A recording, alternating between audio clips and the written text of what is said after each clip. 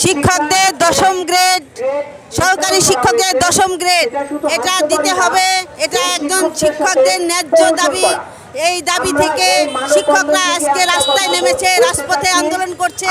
শিক্ষকদের দশম গ্রেড, একটাই দাবি, সরকারি শিক্ষকদের দশম গ্রেড, এটাই আমাদের দাবি। আজকে আমরা মানববন্ধনে নেমেছি রাজবাড়ী জেলার সকল উপজেলার শিক্ষকগণ। এখন এই প্রাণের দাবি, সরকারকে এটা মেনে নিতেই হবে। এবং আমরা দীর্ঘদিন যাবৎ বঞ্চিত, আমাদের টাইম স্কেল নাই, আমাদের পে স্কেল নাই, আমাদের পদোন্নতি নাই। এই বিভিন্ন দাবিতে আজকে শিক্ষকরা রাস্তায় নেমেছে। তাই আজকের আমাদের দাবি, একমাত্র দাবি দশম গ্রেড।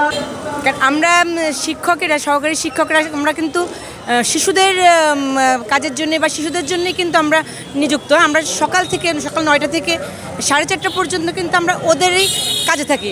সেখানে যদি আমাদেরকে গ্রেডেশনটা ঠিক মতো না হয় বা আমরা যদি আমাদের প্রাণের দাবিটা পূরণ না হয়, সেক্ষেত্রে কিন্তু আমরা সেখানে শ্রমটা ভালোভাবে দিতে পারবো না।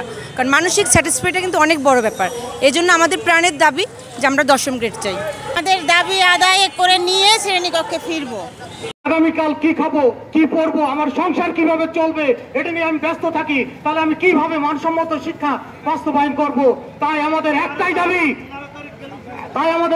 দাবি, দশম গ্রেড বাস্তবায়ন চাই। দশম গ্রেড, দশম গ্রেড, দশম গ্রেড, দশম গ্রেড। এক দফার এক দাবি, এক দফার এক দাবি, দফা এক দাবি এক, অবিলম্বে দশম গ্রেড, অবিলম্বে দশম গ্রেড, শিক্ষকের সম্মান, দশম গ্রেড বাস্তবায়ন।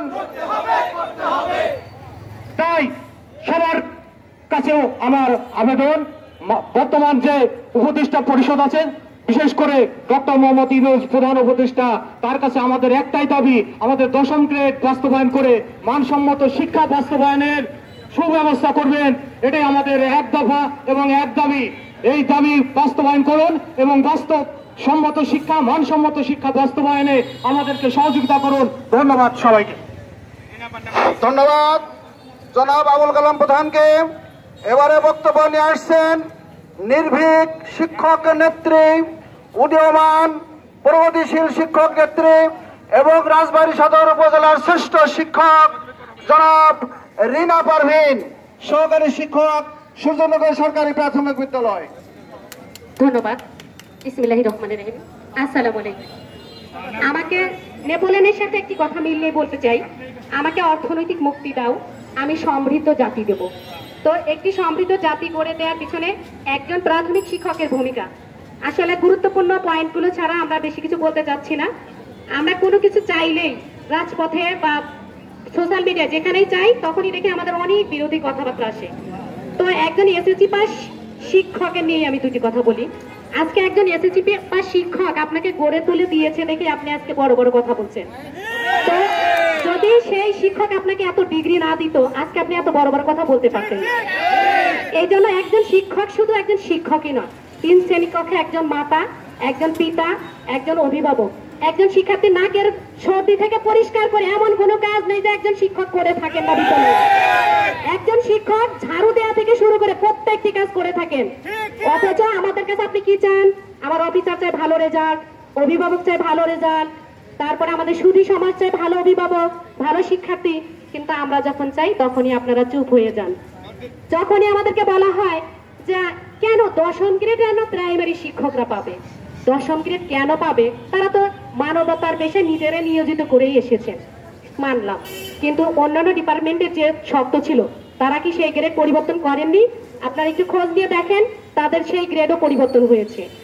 একজন মাধ্যমিক বিদ্যালয়ের শিক্ষকরা আমাদের কটাক্ষ করে বলে যে আমরা এখন প্রাথমিক বিদ্যালয়ে শিক্ষক হতে চাই, কিন্তু তারা জানেন না তাদের মাধ্যমিক বিদ্যালয়ের শিক্ষার্থীদের 4র্থ শ্রেণীর 6টি পদ আছে। একটি হচ্ছে কিরানি, অফিস সহায়ক, নৈশ প্রহরী, আয়া, নিরাপত্তারক্ষী, পরিষ্কার কর্মী। আর আমরা এই 6টি পদ বহন করি। একমাত্র প্রাথমিক বিদ্যালয়ের শিক্ষকরাই এই 6টি পদ বহন করে শ্রেণীতে পারবে। একমাত্র প্রাথমিক শিক্ষকরাই আমাদের শিক্ষার্থীদেরকে তাদেরকে উন্নত জীবনের স্বপ্ন দর্শনে উদ্বুদ্ধ করে। এজন্য আমি বেশি কিছু বলতে চাচ্ছি না, যেহেতু অনেকে কথা বলবেন। এজন্য সকলের কাছে একটাই দাবি, এটা আমাদের দয়া নয়, এটা আমাদের সত্যিকারের প্রাপ্য। একজন 10ম গ্রেড প্রাপ্ত শিক্ষক অনেকে আছে যেন মাত্র 70 টাকা পাবে, তার শুধুমাত্র 70 টাকা বৃদ্ধি পাবে, কিন্তু তিনি চাচ্ছেন একটু মর্যাদা। তিনি কিন্তু টাকা বৃদ্ধির জন্য লড়াই করেননি, তার 70 টাকা বৃদ্ধি পেলে তার খুব একটা লাভ হবে না, কিন্তু তিনি চান মর্যাদা। এজন্য সমাজে আমরা কেন সন্তানকে বলতে পারি না বাবা তুমি বড় হয়ে একজন শিক্ষক হও? কেন সন্তানের স্বপ্ন দেখায় বাবা তুমি ডাক্তার হও, তুমি ইঞ্জিনিয়ার হও, তুমি প্রভাষক হও, তুমি কলেজে সবচেয়ে বড় শিক্ষক হও? কেন? শুধুমাত্র এই মর্যাদার কারণে।